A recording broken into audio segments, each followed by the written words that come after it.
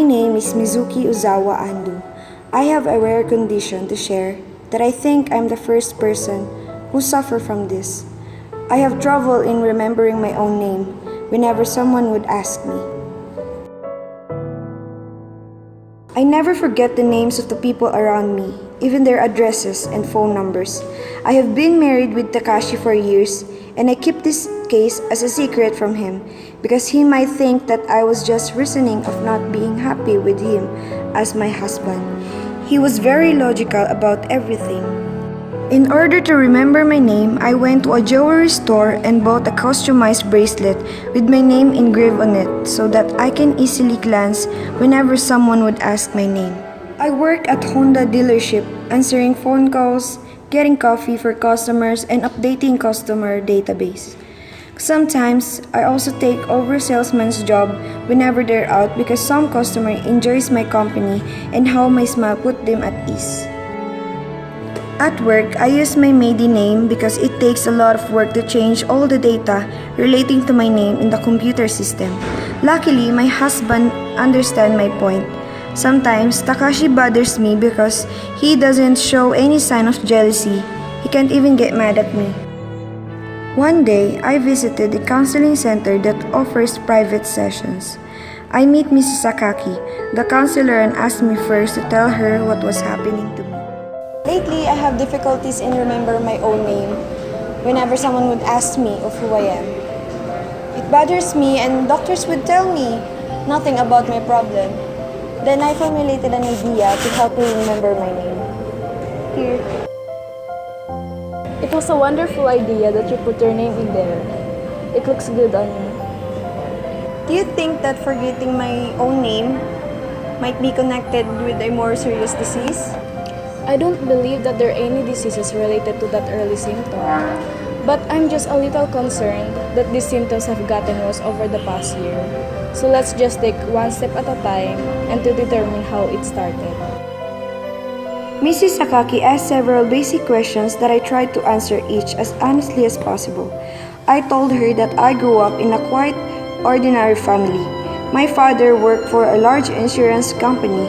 My mother was on delicate side and a bit of a nag. My sister is always top of her class while I am the child who didn't stand out. I didn't have any hangs up about my looks, though nobody ever told me I was pretty either. I saw myself as fairly intelligent and always closer to the top of the class than to the bottom, but I didn't excel in any particular area. Miss Ando, can you come next Wednesday at the same time? Yes, I can. I wonder if there's any event that you can recall that had to do with the names. I'd like you to tell me about it. It could be something trivial or as long as it had to do with the name. I do have a memory. A name tag, but it wasn't mine. Tell me about it, Miss Ando. As I mentioned last week, I went to a private girls' school. I was from Nagoya and the school was in Yokohama from my parents because they want someone to study where my mom used to study when she was young. So I live in the school dorm and went home on the weekends. You said that you have an older sister, right? That's right. She's 2 years older than me. Why didn't she go to that school? She's more of a homebody and she had problems with her health. So she went to a local school near home. I've always been more independent than her. For most of my time there, I had a roommate, but when I got to be a senior, I was given my own room. Every student in the dorm had a name tag which hung at the entrance of the building. It determines when a student had gone out or staying. It was a convenient system, by the way. Anyway, this happened in October. I was in my room doing my homework when a junior and named Yoko Matsunaka come to see me. She's the famous junior student in the school because of her doll-like features. When I opened the dorm room, Yuko was there and wanted to talk to me. It is quite weird for me because we never got a chance to have a private talk ever. She asked me if ever I felt jealous, which surprises me. She asked me if I get jealous over someone that I love but love someone else. And she also told me that she felt that way. I honestly don't know what to say. How could she want anything more in life? Yuko was already perfect. After the conversation, Yuko decided to give me her name tag because she will be attending a funeral in her town and she'll be living in the dorm. I kept it because she told me she doesn't want a monkey running from it while she's gone and confuses me. The day after that talk, Yuko didn't come back to the dorm. Turned out she'd never gone home and found her body almost a week later. She committed suicide in the woods somewhere. She killed herself while saying nothing to everyone. What happened to the name tag?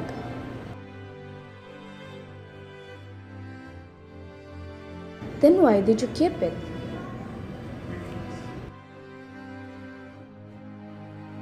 Perhaps Yuko was interested in you for some reason. You honestly never felt jealous, not even once in your life?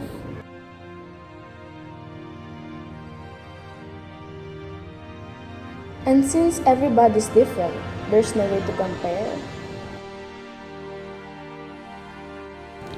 An interesting point of view.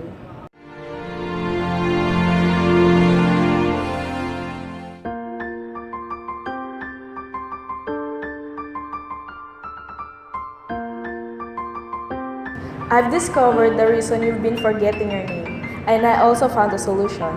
But before that, I believe that this is yours.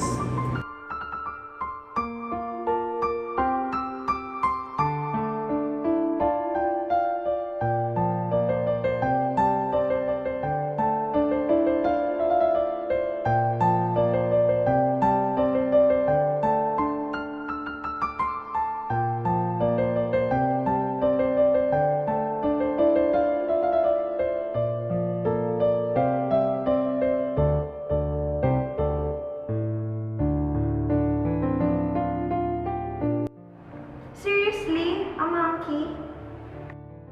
I'm very sorry. Why did you steal the name tags? It's what I do, taking people's name. It's a sickness I suffer from. I know it's wrong, but I can't control myself. Were you trying to break into our dorm to steal Yuko's name tag? Yes, I was. I was head over heels in love with her. If I could possess her name, then I'd be satisfied. But before I could carry out my plan, she passed away. I had nothing to do with her death. She was just overwhelmed by an inner darkness. But why did you steal my name tag too? I suffered a lot because of what you did. I'm very sorry. When I see a name, I end up like snatching it. But your name really moved my poor little heart. Please don't kill me. I beg you, I understand that I've caused a lot of trouble. But some good also comes from my action. I do steal people's names, but I am also able to remove some of the negative elements that stick to those names. If I only be able to steal Yuko's name tag back then, she might very well not taken her life. With her name, I might have been able to take away some of the darkness that was inside her. Well, what sort of bad things came with my name? If you tell me, you will be released into the jungle and never come back to the Tokyo city limits again. And your mother doesn't love you, not even for a minute. Your sister doesn't like you either. Your mother sent you to Yokohama because she wanted to get rid of you. Your father couldn't step up for you. You never got enough love even when you're little, and you intentionally turned your eyes away from it. You've shut the painful reality up in a small dark place deep in your heart and closed the lid. It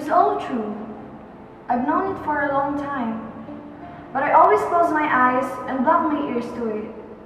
Please forgive him and let him go.